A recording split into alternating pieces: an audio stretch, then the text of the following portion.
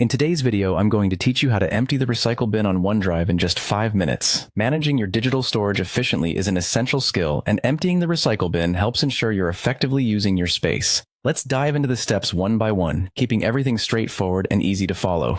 First, you'll need to log into your Microsoft account. This is the gateway to accessing OneDrive and all associated services. Simply head over to the Microsoft sign-in page and enter your credentials. Make sure that you have your sign-in information ready to make this process as smooth as possible. Once logged in, you'll be directed to your account's homepage, where you manage all your Microsoft services. Next, let's locate the Apps Launcher. You can find this in the top left corner of the screen.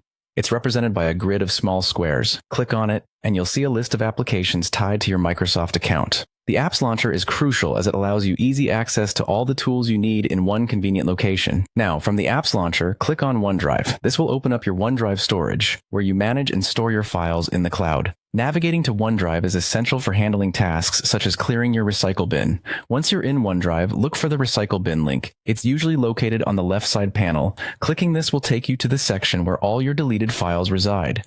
Think of the recycle bin as a safety net for accidentally deleted files, offering you the chance to restore them if needed. After accessing the recycle bin, you'll see a list of deleted files. Select the files you wish to permanently delete. If your goal is to free up space, it's a good idea to review the files and ensure nothing needs to be restored before selecting them for permanent deletion. With your files selected, find the option to empty the recycle bin. This button is typically prominent and allows you to clear out the selected files permanently. It's at this point where the magic happens, freeing up your OneDrive storage and ensuring you're not using space on files you no longer need. Finally, a prompt will appear asking for confirmation to proceed. Click on Yes to confirm you want to permanently delete the selected files from the recycle bin.